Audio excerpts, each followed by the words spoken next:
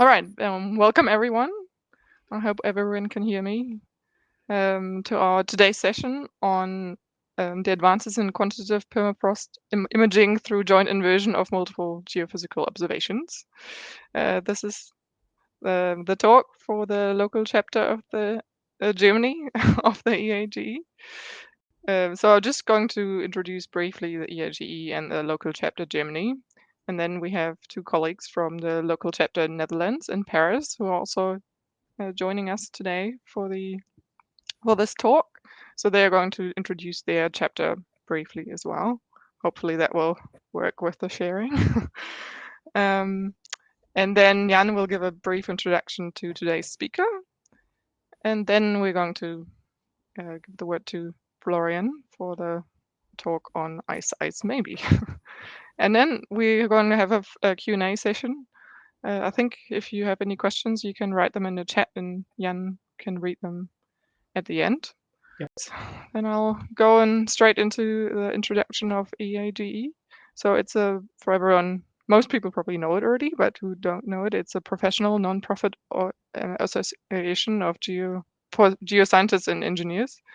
It's quite has a big global network of commercial and academic professionals, mainly operating in oil and gas and energy transition and near-surface geosciences. It supports lots of technical communities like these local chapters, and there's a lot of benefits for the EAGE membership if you haven't joined yet. Yeah, just briefly to our local chapter Germany. There actually hadn't been a German chapter for quite a while, and just about a bit more than a year ago now, it got founded by a few people. You can reach us through this email address, which we also have a mailing list for where we send through all the details to the talks we organize, as well as if there's any job offers that get posted to us, we can send them over the mailing list. So please email us if you want to be added to the list. Yeah, and you can follow us on LinkedIn, where we also post all the information. Next slide. Yeah, that's us. That's the local chapter. The board for the local chapter Germany, that's Hannes Kutscher, Thomas Friedrich, Jan Philipp Schmold, Wiebke Atma, and myself, Christina Walter. I think Eva, you're going to introduce the local chapter for the Netherlands. Is that right? Yeah, that's right. Hopefully. Is there a slide for that or not? I didn't get. Do you have one? No? You can Okay, share fine. your slide. No, that's fine then. Hello everybody, welcome to this seminar from the Netherlands local chapter of the EAG. We are already functioning more than a year. We started during Corona times, and last year we were selected as one of the best new local chapters of EAG, which we were very proud of. I'm one of the board members. The president could not make it today, and he asked a little bit last minute for me to take over. So I wasn't really sure what to expect, but I'm very happy that we can organize this together with local chapters of Paris and Germany. And I think that's enough. That's right. No, there's one thing I'd like to say, and that is that Florian is the speaker today, and he's also an alumnus of our joint master program that we organized together with ETH Zurich and RWTH Aachen. And he started, if I remember correctly, Florian in 2009, and he finished in 2011. And after that, he did his PhD in ETH. All right. Then it's your turn, Jan, to introduce our speaker. Yes. Share my screen. Yeah, just it's an honor for me to introduce Florian Wagner, which I met when we got in contact about like different kind of master theses you could do, and he has lots of very good ideas, and that's how we started talking and got to know each other. And then I asked him like, hey, do you want to share your knowledge with the broad audience at EAGE local chapter? And he thankfully agreed, and here we are today. For those who don't know him yet, just a brief summary of what he has achieved so far, which is in 2009, he was rewarded his bachelor degrees in RWTH Aachen, Germany, and stayed on for this triple master program with Aachen, TU Delft, and ETH Zurich, which is a great program, by the way, for everyone who is still looking for a master. That's, I think, one of the best things you can do at the moment. After that, he did his Doctor of Science, or PhD for the rest of the world, in Earth Science at ETH Zurich. And yeah, that's, I think, as much as you can get education-wise. And besides that, and among other things that he has done, he did like a research associate and at the GFZ Potsdam, the German Research Center for Geosciences, for between 2011 and 2016, followed by a postdoctoral research program in Bonn, Germany. And then in 2019, he went back home to Aachen as a substitute professor in applied geophysics. And yeah, this is where we met. And I put like a link below his picture for everyone who's interested in knowing more details about Florian, except for just asking him. And he listed as his research interests like a really, really broad field, but I hope that he can answer most of the interesting questions that we might have already in his talk. So please, Florian, take it away and yeah, impress everybody. Okay, yeah, so first of all, thank you very much to the EAGE local chapter in Germany for inviting me. It's a pleasure to be here, and thank you all for coming on this evening before the Easter holidays. And hello to everyone who will watch this later. I will talk about today about advances in quantitative imaging of permafrost systems with different geophysical methods. Using petrophysical joint inversion. And I assume that you're either interested in geophysics, joint inversion, or maybe you just came because of the great title, Ice Maybe. I have to admit I was pretty proud when I came up with it, and then I start Googling, and of course someone else had the idea first, so I want to acknowledge this to start with. So it doesn't matter if you want to go to the moon or if you think of a great EAGE title, it's very likely that Armstrong was first. And speaking of acknowledgements, I also want to acknowledge a number of colleagues who have contributed to this and follow-up studies in different ways. And in particular, the work I will be showing in this talk today was mainly developed at the University of Bonn in close collaboration with the University of Fribourg, with Christian Haug and colleagues. I also had the pleasure to stay at Lawrence Berkeley Lab in 2018, where this was developed further. And here in Aachen, also students worked on this, and we also have a close collaboration with the Technical University of Vienna, Adrian Flores Orozco and Matthias Steiner. It has recently been applied also to other sites with different geophysical methods by the University of Padua, and also my Pyjimli colleagues and others have contributed to some of the slides that I will be showing later. So thank you all to start with.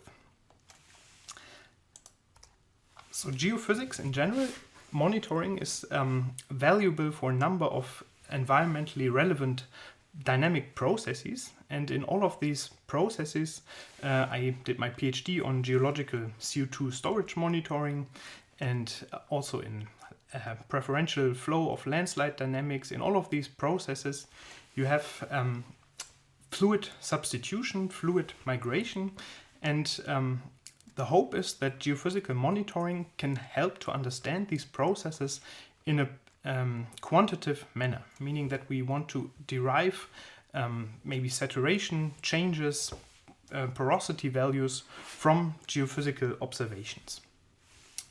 And today we want to talk about permafrost systems, and so why are we generally interested in these systems? So there are a number of reasons.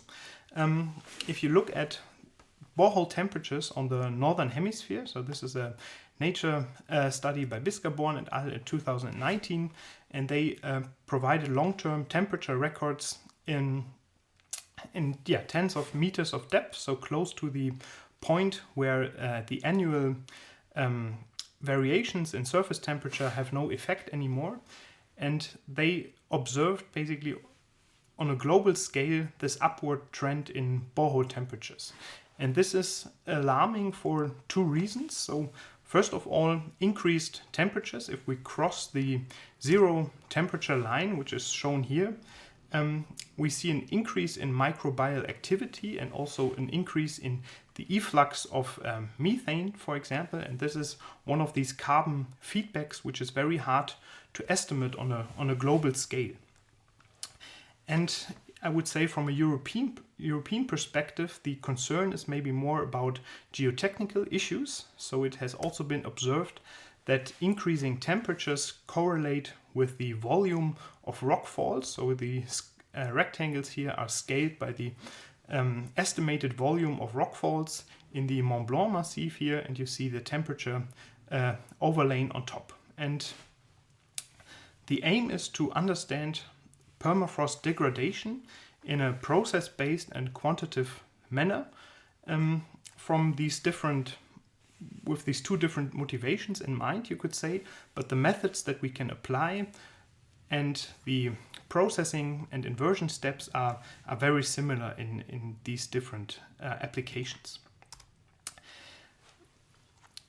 This was specific to permafrost systems, but in general, if you think of the slide that I've shown earlier, with all of these environmentally relevant systems, it's hard to understand such systems due to multiple reasons. So we have strong heterogeneity on different spatial scales. We have very dynamic systems and critical system transitions. In the case of permafrost, for example, the phase transition from ice to liquid water.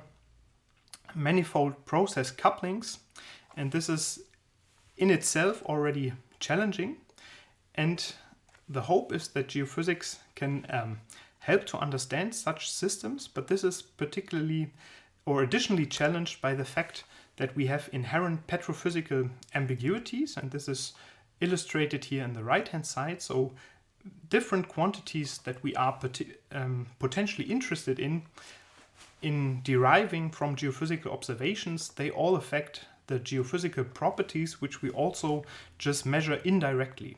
And this is then further challenged by limited sensitivity and resolution. So generally a challenging endeavor, and I think that a partial remedy to the problem is the combination of different geophysical methods. And not only geophysical methods, also other data streams. And I would like to start by giving an overview on how to combine such methods from a geophysical perspective, and then I will focus on petrophysically coupled joint inversion and move on to the permafrost example.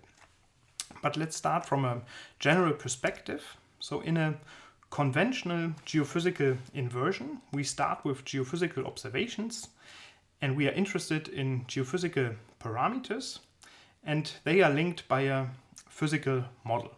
And we do an independent inversion to update these parameters and find a model or multiple models which explain our observations within their error bounds. One way of, I call this independent inversion here because it's independent of other methods. It's just for one single geophysical method. One straightforward way now of incorporating a different set of observations would be by means of structurally constrained joint inversion. So we could process or invert a geophysical dataset B independently and used that information as a prior constraint in a subsequent and inversion of geophysical data A. And one example was given here by my former office mate at GFZ Potsdam, and he used reflection seismic processing to identify the reservoir caprock boundary for a CO2 storage reservoir in 3 dimensions, and he used this structural prior knowledge to constrain otherwise smoothness constrained ERT inversion. And you see that this is, for the synthetic example here, it can be very effective, but it also has the downside that the structural information is fixed. So we have to be, we have to have some certainty on the existence of this structural interface. A more advanced approach, if you want so, would be joint inversion, and this would go by the definition that we have one joint objective function which we minimize for both methods, sometimes also referred to as simultaneous inversion, because these different methods are inverted for simultaneously. And to couple these methods, we can either go for a structural or a petrophysical approach, or sometimes property coupled approach. And I will focus here on the latter, and this has the benefit that we can also derive petrophysical quantities, and we can also constrain these properties with other input data. And I would say that a next step, which is widely applied already in the field of hydrogeophysics, for example, is a process-based inversion. And here we have the addition of a process model, which we link via petrophysical relations to our geophysical model. So we are aiming for a geophysical response to our dynamic process of interest. And this could be flow and transport in hydrogeophysical studies or reservoir studies. And in permafrost systems, this would also involve the thermal component and the phase transition from ice to water. So I think it's more complex in permafrost systems, and we are not fully there yet, but this is an interesting perspective. And it has the benefit that we can derive process relevant properties such as permeabilities or thermal conductivities, for example, on the basis of geophysical observations, but also with the benefit that we can include observations of different nature. So for example, temperature measurements and salinity measurements in boreholes, for example. Okay, so a broad overview of the different approaches that exist. Today I want to talk about this box here and maybe a quick peek into this box, but mainly on petrophysical joint inversion. And all of the arrows and boxes that you see here, they involve model coupling, they involve data transformation, and it's usually technically complex. And this is challenging for new users, so for novices to the field, and also if you work with proprietary software, and it's also hard for experienced users to reproduce such workflows in 10 years later, for example. So I think that the advancement of the field will generally benefit from versatile open source software. So a lot of my research within the last 10 years has also been attributed in co-developing this open source modeling and inversion library, which we call Pyjimli, in close collaboration with Carsten Rücker and Thomas Günther. And it's a versatile software package written in C++ and Python, allowing mesh management in 2 and 3 dimensions for structured and unstructured meshes. It holds various forward solvers and also ready-made geophysical forward operators based on this more general solver interface. And I would say most importantly, it allows all these inversion approaches that I've shown on the slide earlier in a very flexible manner, meaning that we have region-specific regularization, so very flexible means of incorporating prior knowledge. And furthermore, it's open source, platform compatible, and this makes it also well suited for teaching and reproducible research, so make sure to give it a try. We published the 1.0 version in Computers and Geoscience in 2017, and we are very happy that it has been nicely picked up, in particular by the near-surface geophysical community. Okay, so petrophysical joint inversion in a permafrost context. We already talked about the motivation. So two different perspectives. We have the process understanding in Arctic ecosystems. We have the geotechnical concerns, rockfalls and landslides due to permafrost degradation in alpine settings. And in both of these cases, seismic and electrical methods are generally well suited because the transition from liquid water to ice has a strong contrast in the P-wave velocity. So we're looking at P-wave refraction seismics here, and also in the electrical resistivity.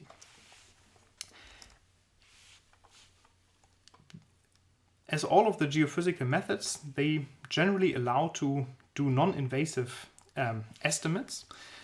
However, if we want to do these non-invasive estimates in a quantitative manner, from a single method, this is oftentimes ambiguous. And this is what I was shown on an earlier slide. So we had all these different quantities which affect our electrical resistivity, for example.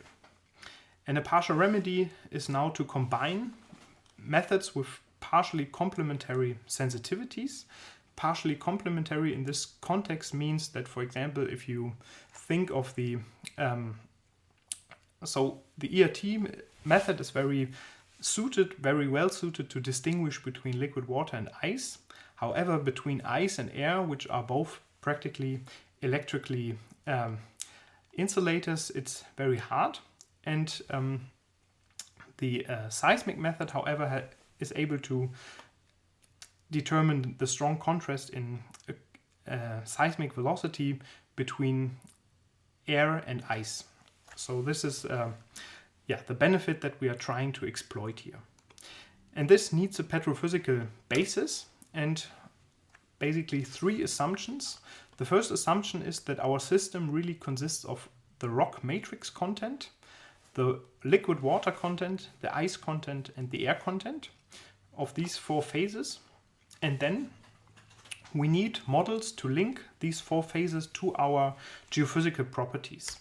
For the seismic method, we started with the time averaging equation. So we assume that the slowness, so the reciprocity of velocity, is equal to the sum of the volumetric fractions of water, ice, air, and rock matrix scaled by the individual slownesses of these pore constituents.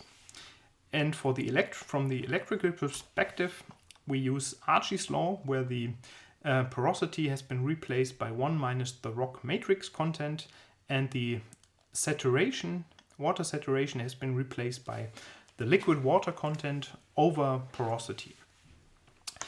And these three equations, if you assume that the Archie parameters are known, and also that the velocity of ice and air and so on are known, then we're still left with four unknowns, these quantities that we are interested in. And Haug and co-authors in 2011, they realized this, and based on this system of equations, they assumed that the porosity is known, which is of course a quite strong assumption. And they rearranged these expressions to analytical expressions for water, ice, and air contents. So independently inverting for slowness and resistivity, assuming porosity, and then using this set of equations to derive water, ice, and air content. This is what I will refer to as the conventional approach shown in this figure. So the seismic and the ERT data is inverted independently, leading to two tomograms of electrical resistivity and seismic slowness. And the drawback of this approach essentially is that the constraints and prior knowledge can only be incorporated in these two individual inversions. And after that, the petrophysical model is applied. We end up with these phases. We have to assume porosity, but we are not able to basically control these parameter estimations from a petrophysical perspective. And this is what I proposed here in this petrophysically coupled joint inversion. So using both data sets simultaneously, ideally, or let's say conceptually, all of these 4 phases are within the model vector, so they can technically be estimated, which does not mean that we are suddenly able to overcome this petrophysical ambiguity, which I will also emphasize later, but it allows more flexibility. So, for example, it's much more realistic in some cases that we have a better understanding on the water content due to soil moisture measurements, for example, rather than on porosity. And having this in a flexible mathematical formulation, we can more flexibly incorporate prior knowledge. For example, we might have some idea on the ice content based on temperature measurements. And more importantly, we are also able to control the parameter estimation during the inversions and also promote petrophysical sense. And I will quickly walk through the inversion approach. So in the data vector, we have the recorded p-way travel times, the first arrivals, and the logarithmized apparent resistivities. The model vector consists of water, ice, air, and the rock matrix content. So basically 4 parameters for each cell in the model grid. These parameters are subjected to a logarithmic transform to keep each fraction between 0 and 1. And a crucial point of petrophysically coupled joint inversion are the sensitivities. So the Jacobian matrix is a larger block matrix. So we have 2 methods and 4 different phases. So it becomes a 2x4 block matrix. We want the partial derivative of travel time with respect to a change in water content, for example. And we obtain this through chain rule splitting. So using the conventional sensitivities, meaning the partial derivative of travel times with respect to slowness, and scaling this essentially with the petrophysical model. So the petrophysical equations that I've shown earlier, they are inherently part of this Jacobian matrix. And then we formulate an objective function. So we are seeking models that describe our observed data within their error bounds. We also promote smoothness in all of these 4 phases independently.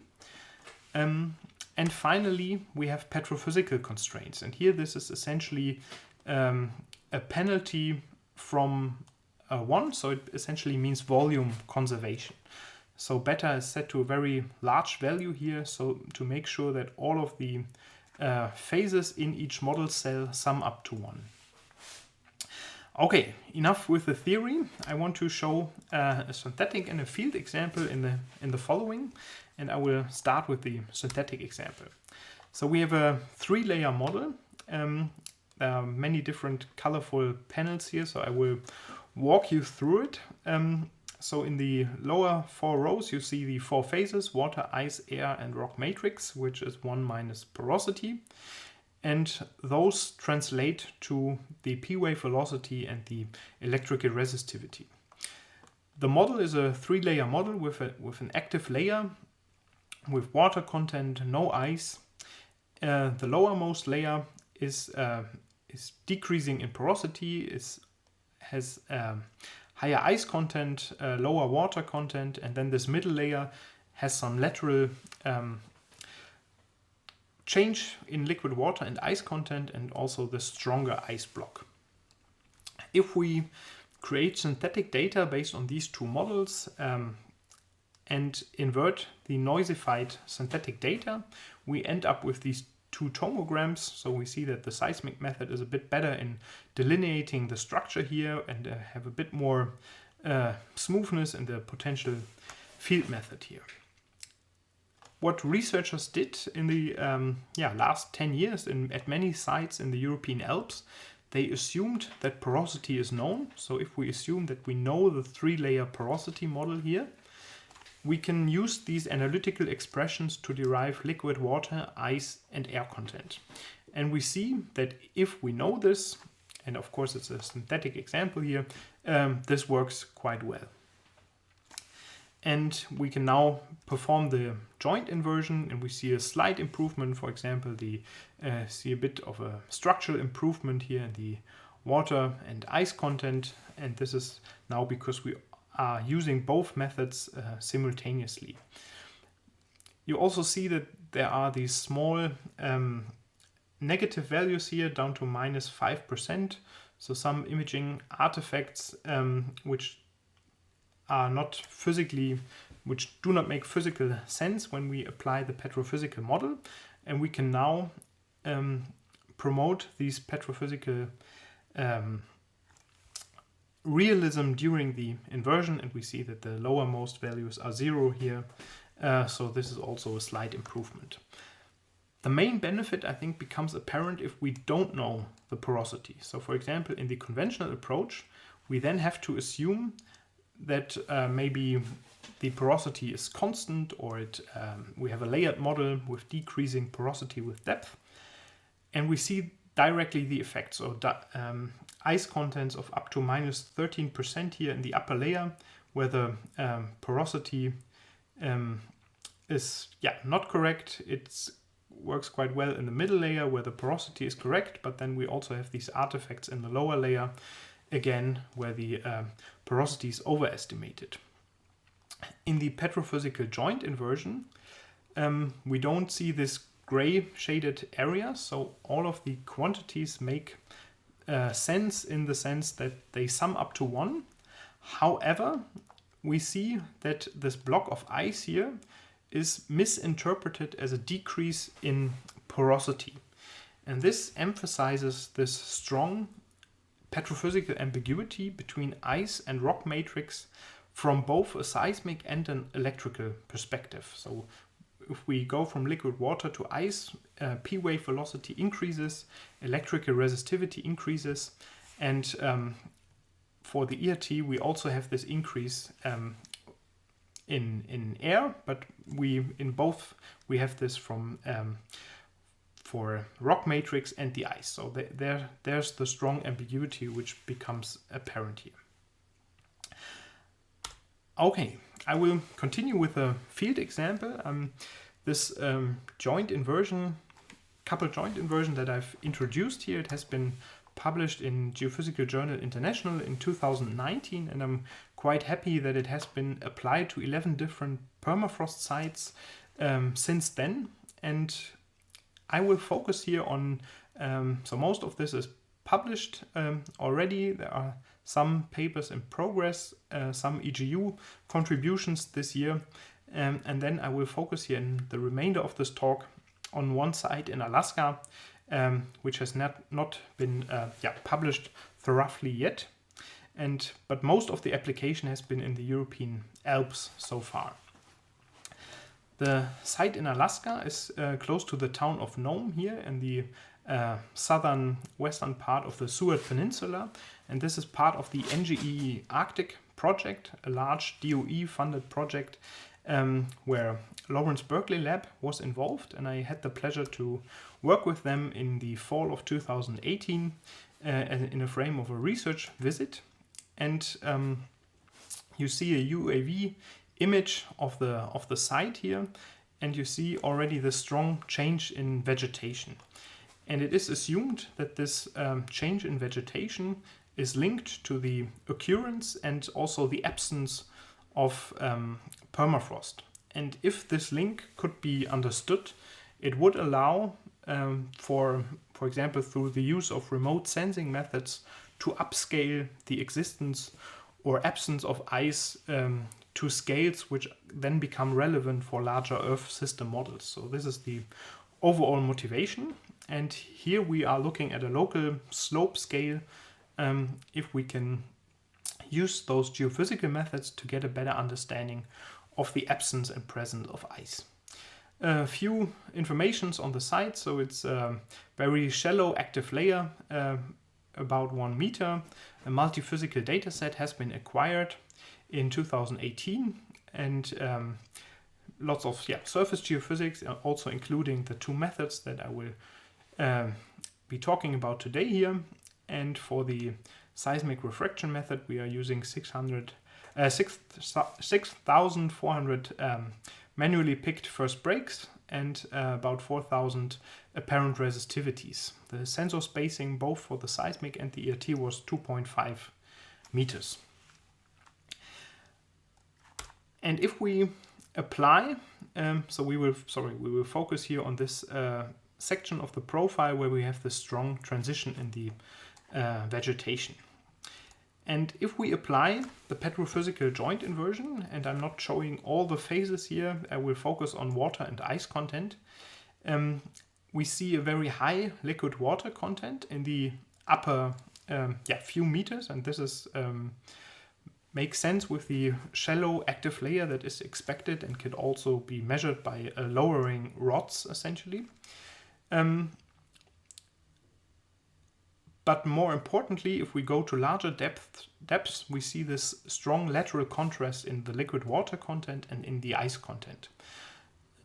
And the drilling campaign unfortunately had to be postponed due to the pandemic. But comparing this to the existing surface-based ground truth, if you want so, this lateral contrast is also visible in the vegetation. So this is the picture that you saw earlier, just cropped and rotated so that it corresponds to the profile.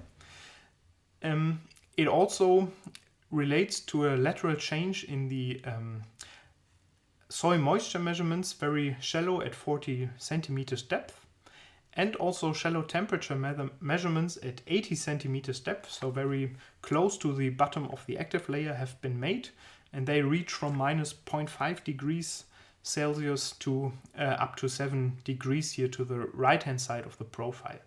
So this lateral change in vegetation goes hand in hand with a change in temperature, with a change in soil moisture, and based on surface geophysics, also with a change in the existence of permafrost at larger depths.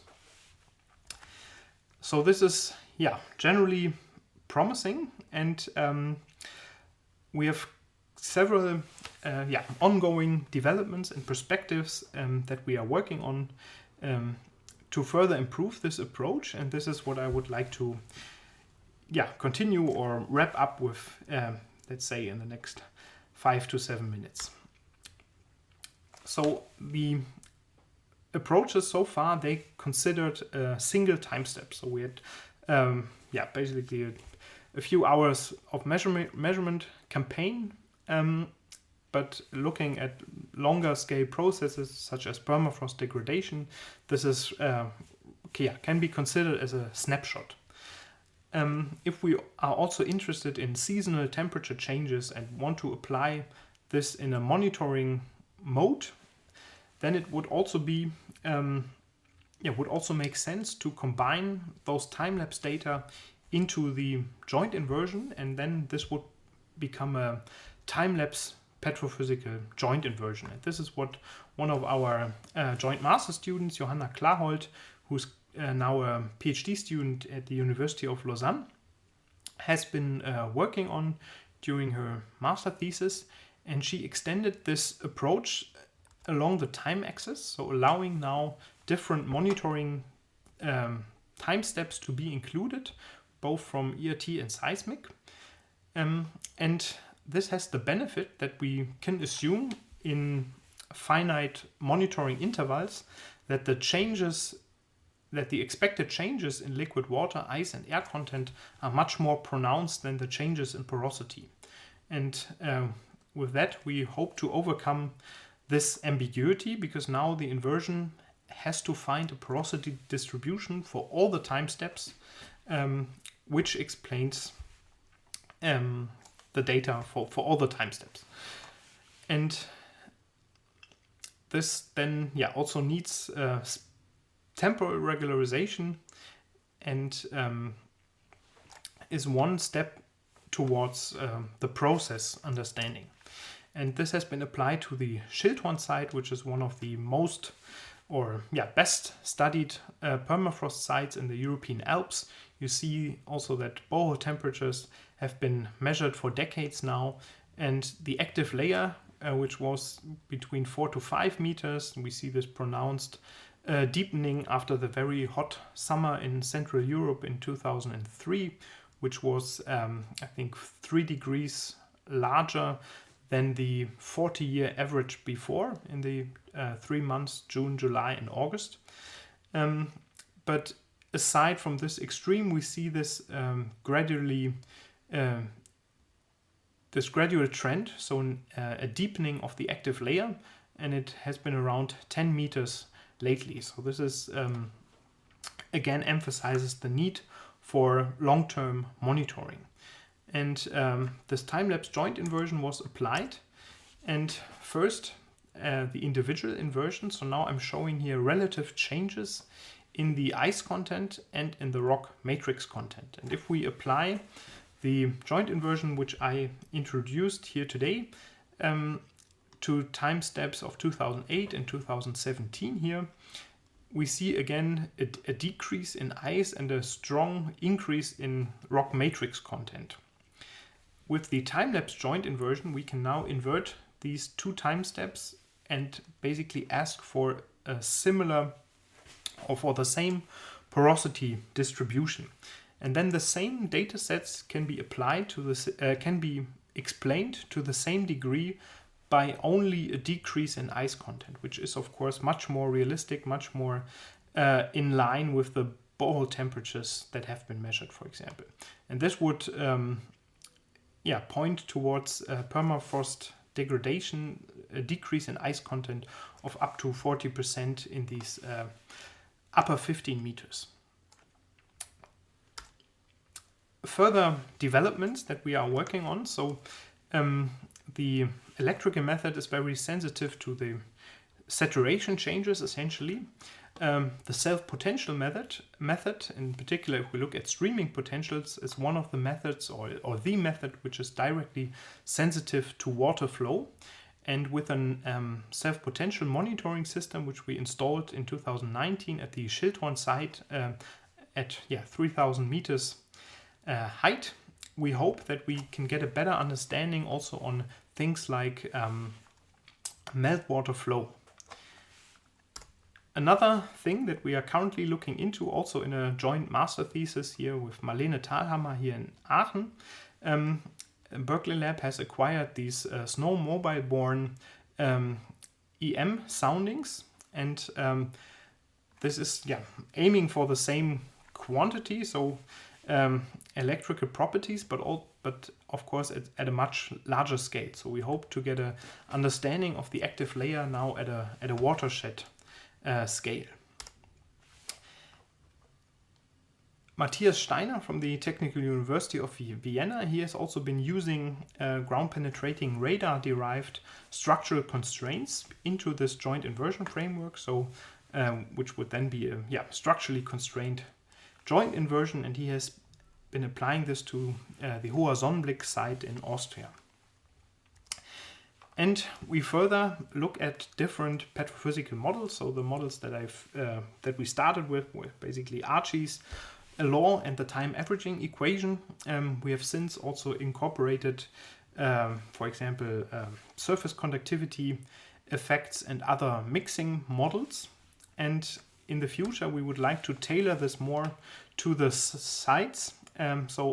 Conduct laboratory measurements under controlled freezing and thawing cycles for the for samples at the sites, and the time-lapse joint inversion was one step towards process understanding, but I think on a longer perspective it would really make sense to couple this with process modeling, so also a physics-based understanding of the melting and freezing processes, and coupling this to the geophysical data, where also the laboratory data is very critical, of course. And we also talked about how remote sensing data would allow for this upscaling and use such information on a larger scale to parameterize larger Earth system models. And such a process-based inversion, which I've also schematically shown in the beginning of this talk, in a permafrost context, this could look something like this. So we would have a thermal hydraulic simulation, which would simulate the different volumetric fractions, which we could translate to the geophysical properties using the same or more advanced petrophysical relations. They could then be fed into the geophysical forward simulations, allowing us to simulate process-based geophysical responses, but also other quantities such as changes in temperature and changes in soil moisture, which we also saw on the slide before when we looked at this comparison to ground observations. So all of these data sets have synthetic data sets, they have field observations corresponding to them, and this would then allow to minimize the difference between them in a parameter estimation, aiming then for the process relevant parameters such as thermal conductivities, for example. Okay, but this is again an outlook, and with that I would like to conclude. So we have developed a petrophysical joint inversion framework which generally outperforms the subsequent transformation of geophysical tomograms with petrophysical laws, and because it allows to first because it combines the data sets, and second because it allows to honor petrophysical realism during the parameter estimation.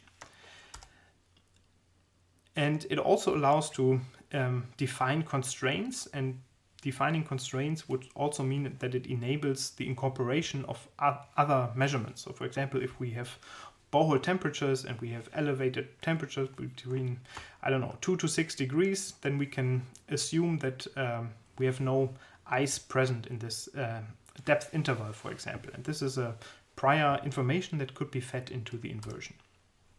It has been applied to various sites in the European Alps. Today I talked about the Teller site in Alaska, and we observe lateral changes in liquid water and ice content which coincide with lateral changes in vegetation, topography, temperature and soil moisture. And already said this. So to move forward, we would like to reduce this strong ambiguity between ice and the low porosity by further and more advanced laboratory models, and also by the time-lapse component. We have shown the time-lapse inversion as one step towards process understanding, but as I've shown in the outlook on the slide before, I think the step forward would really be to couple this to thermal hydraulic simulations. And finally, we just combine two different geophysical methods here. But even if we stick to the same methods, for example, the seismic method, we've just used P-wave arrivals and direct arrivals. But one could also use surface wave seismics and shear wave seismics, or potentially a full waveform in such a petrophysical coupled approach. EM would allow to get an understanding of the active layer on a larger scale, and I also talked about self-potential measurements with the hope to get an understanding of meltwater flow. And the colleagues in Bonn and Fribourg and Vienna are also working on spectral induced polarization measurements, because ice also has very pronounced polarization signature. So I think there are many other methods which could be integrated in such a framework and potentially allow to understand these exciting systems in a more reliable and quantitative manner. And with that, I'd like to thank you for your attention. Please ask your questions or get in touch later. And if you're interested in multi-method imaging in an environmentally geophysical context, we published this book chapter in Advances in Geophysics last year. It's also freely available under this link, Permafrost systems are one of the applications mentioned here, but also there's all the theory and also other exciting applications. So with that, thanks a lot. Well, thank you very much, Florian. That was a pretty interesting talk. Jan, do you want to read the questions, or do you want me to do that? Go ahead. I have questions myself, but you can read the ones from the chat. Well, I'll read. There's one in the chat. Asks if how do you deal with the different resolutions of the different geophysical methods? Florian? Yes. Important point. So for now, the inversion, it has to happen on the same parameter grid. So every cell that is used for the seismic method is also used for the electrical method. And we counted for it in the sense that we didn't. So all the models that I've shown here were cut off at the lowermost ray path. But I would say for ERT and seismic refraction surveys, which are methods that are very frequently combined in near-surface geophysics, I would say that the problem is not that pronounced, but it's a very important point that you address here. And for example, if we think of electromagnetic soundings or other methods that are then incorporated in such a framework, then different resolution properties become relevant. And one thing to approach this would, for example, be through geostatistical regularization operators. This has also been addressed in a PhD thesis by Claudio Jordi at ETH recently, and I think that this, for example, would be a promising approach to account for that beforehand, and basically avoid this grid dependency, the footprint of the inversion grid. All right. Are there any more questions from the viewers? They want to write something in the chat before Jan takes over the whole questions. Well, I actually have a question myself before Jan doesn't stop anymore. Actually, I have a question. So how long do these inversions actually take if you have that many parameters? Like, are they really computational intensive, or do you just run them on a normal computer? They like the single time steps inversion here, and it was all 2D.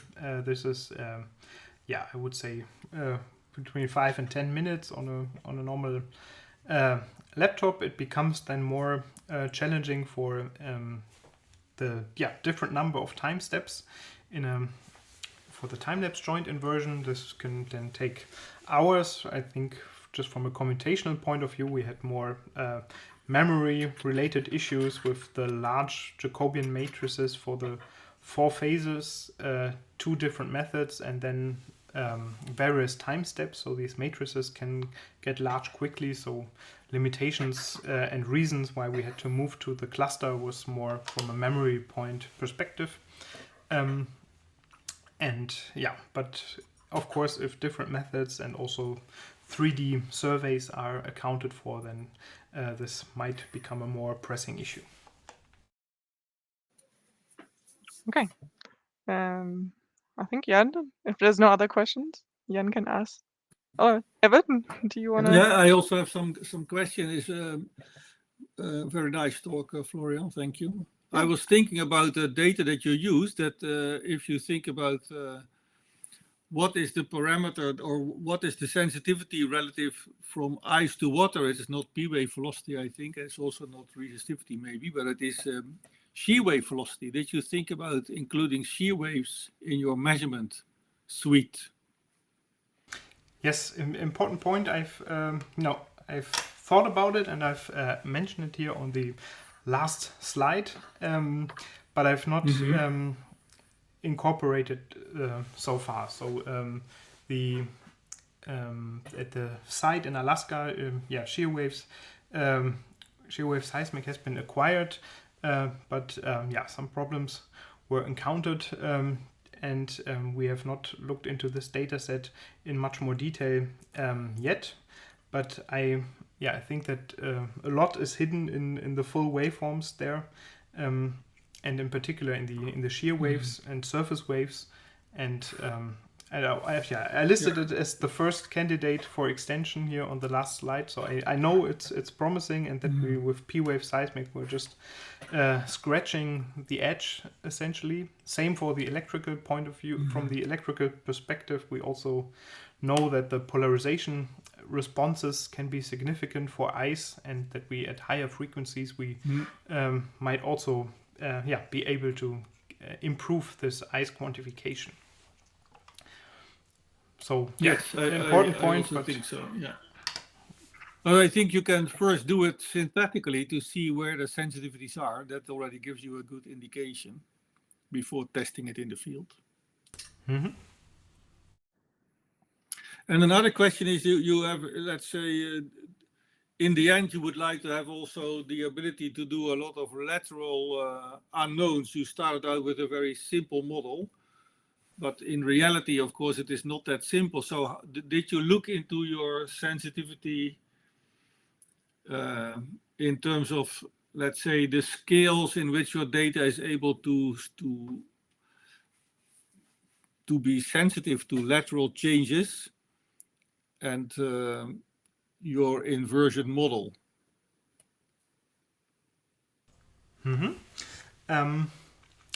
So we looked at model covariance matrices, which emphasized this ambiguity between the rock matrix content and the ice content quite nicely. But I would also agree that there's a lot still to do in exploring the null space and the data sensitivities. And it all boils down because the Jacobian matrices used in the inversion are scaled with the petrophysical laws, and it really boils down to these laws.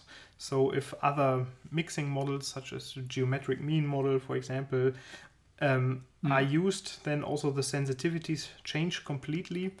And also from the permafrost perspective, so in saline environments, for example, during ice formation, you can have ion exclusion during ice formation, which would then increase conductivity in the remaining liquid, which is not been addressed in this inversion framework yet.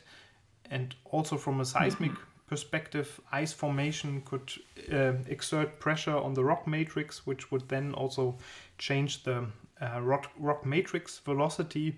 So I think that really these petrophysical laws have to be improved, and because they really determine the sensitivities. Yes, I agree, and also the general question about your final model is going to depend a lot on your petrophysical relationships. Did you think about using a suite of possible petrophysical relationships and find out over time which ones are the best to fit your data? And then in the end, so I can think about you, let's say, inverting for several scenarios, and over time you can find out which scenario is the one that is modeling your data and your environment in the best way. Very good point. So we've I would say just scratched this by inverting with and without surface conductivity, and with Archie's law or other mixing models, but also just from the electrical perspective, and as mentioned earlier, also from the seismic perspective, there's much to do, in particular in hard rock environments, and this could potentially lead to something like physics-based machine learning, where different petrophysical models are considered and improved and over time. And I also think that it's exciting to explore a bit more this hybrid between structural and petrophysical coupling. So in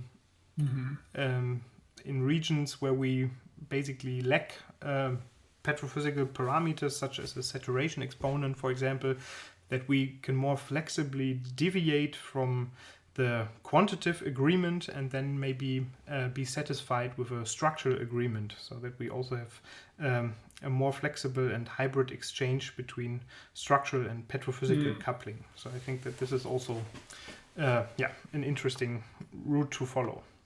So too many ideas and less time, as always. Yes, well, about structural constraints, that is a completely different target, right? I think if you would like to find, well, it depends on what you want to find. So like you described just before, if you have a freezing of more saline water and you expel the salts, you increase the salinity of the water outside of the ice region. I think you cannot find a structural similarity there. So structural constraints will not help you there. So I think you have to be really careful in what you want to find out from the data to decide where or when at all you would like to use structural constraints or petrophysical constraints. Yes, I again fully agree. So it was never like structural coupling, like a cross gradient approach or so, was never something that I started with, because also without salinity you have no structural agreement between air and so from air to ice, it can be a strong change in the seismic properties, but a very small change in the electrical response. And then promoting such a structural agreement could be counter beneficial. What I was meaning to say was such a hybrid approach. So in regions where we have confidence in the petrophysics and where we are interested in those quantities, that we aim for petrophysical quantities, but then maybe at larger depth, where also uncertainties on those petrophysical relations increase, but we might expect a structural similarity in the bedrock, for example. I think that this has some potential to explore both. Sure. But I agree that petrophysical coupling is more promising and suitable in this case. All right, thanks. All right, thank you for that. There's been 3 more questions from the audience. Or do you have a brief question, or shall we continue with the? I can slip in a brief question. Since you, yeah, just go ahead. I mean, first of all, thank you for the talk. It was really interesting, and from the question, you probably noticed that the audience is really caught on what you say, and we all learned a lot. And one of the questions that popped into my head is like, did you ever have the problem that you run into like a local minimum during your inversion, so that one of the methods dominates the whole process?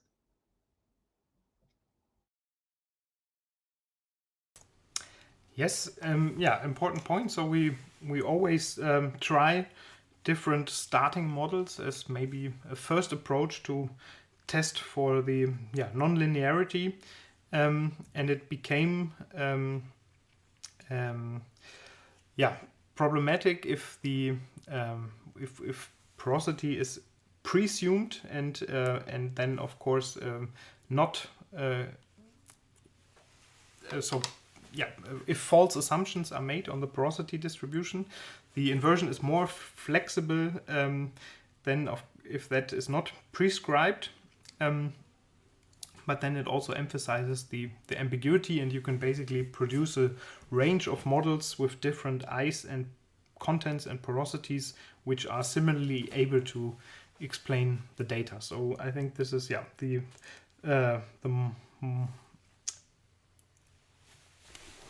largest problem we had so far, and this is what we tackled with the time component and hopefully with different geophysical methods.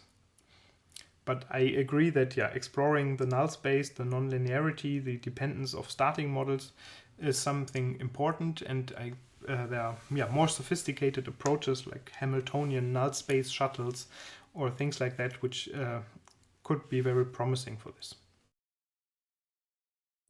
Thanks. All right. We have 3 more questions. I think some of them we actually answered at least partially, but I read them anyways again to you, and you can just briefly comment on them. First question, can the time average equation be used? I think of the application of Gassman's equation. Yes, so important point. We fully appreciate that the time averaging equation is a very first approach. It works rather well in this rock glacier environments where you can really see the 4 phases in the field. So you have blocks of rock, you have blocks of ice, you see some liquid water flowing between, and then you have voids. So where you are really at a larger scale with regard to these 4 components. There, the time averaging works quite well, but in the Arctic environment where you have very loose soils at the top, which have very low velocities, around 300-400 meters per second, there we had problems, and also what I mentioned, when the ice content increases and then exert pressure on the rock matrix, so that then the velocity within the rock matrix component also changes as a function of the ice content. This is also something not addressed in the time averaging equation, obviously, and colleagues at the in Munich are conducting quite interesting petrophysical laboratory investigations in this regard, and I fully agree that we have to just consider this as a first step. Okay, I think so. The next question I think is almost answered anyways. It says, if ice melts, do you then also get additional compaction, which will influence the measurement? So it's similar to what you just answered. So I guess we can. Somewhat similar, but compaction, also an important point, because then also porosity would change. So at the sites that we have monitored, we didn't observe subsidence in a motivating assumptions of changing porosity. But if there are many permafrost sites where compactions and subsidence and also building collapses are an issue, and then this would of course also be not reflected in the petrophysics with a spatially variable yet temporally constant porosity. So it's a good point. Another question, how do you deal with the coupling of the physical phenomena that, for example, the fluid flow and the geomechanic change from one time step to the other? I see you consider, for example, porosity as known, but could it do it iteratively? So we have not incorporated the physical process so far. So thermal hydraulic or potentially thermal hydraulic mechanical simulations. This, I think, is the simulation itself of these partially frozen systems and the phase transitions with all its numerical obstacles is also an active research field for itself. And it's not like in hydrogeological studies or reservoir studies where you have very well tested and very largely widely used simulators. So I think that it's still an active field of research to understand these manifold process couplings in partially frozen systems. There are first approaches where geophysical data is then really used in conjunction with a process model. We have not done this so far. I outlined it here in the Outlook, so I'm definitely interested in doing this. But we have not done it so far, just as a first means via the time-lapse joint inversion, and there if additional data on compaction or other processes would be available, this could be incorporated through changing porosities over time, for example. But I think that this would just be maybe a poor man's means of really incorporating the physical process. All right. Are there any more questions? Jan, do you have any more questions? Go Yes. ahead. Actually, this is one question which might be a bit beyond your talk, because I think you got really nice questions about the content of your talk. And I'm sure if people have more questions, they can contact you, right? So, okay. Yes, absolutely. So I put the address on the slides, and I can also post it in the chat again. So yeah, feel free to get in touch. Mm-hmm. And then I have one question, which again, people might ask you in the future, like how to contact you if people are interested in maybe a workshop or something on how to use Pyjimli. Do you give workshops or travel around? Do you have webinars? Yes, absolutely. So there's one workshop coming up in 2 weeks where I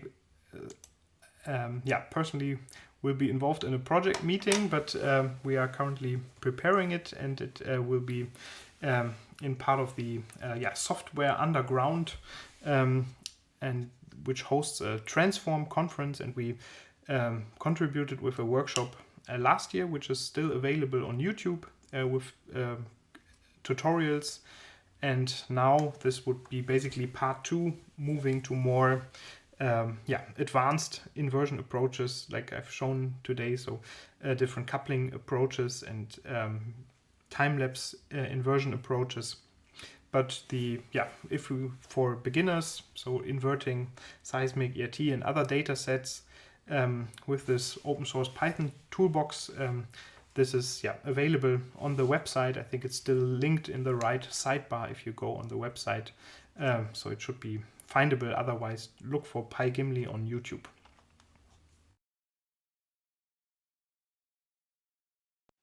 All right. I think if there's no more questions, that's probably a good place to, again, thank you very much, Florian, for this really interesting talk, and that you have the time to do this for our local chapter of the EAG.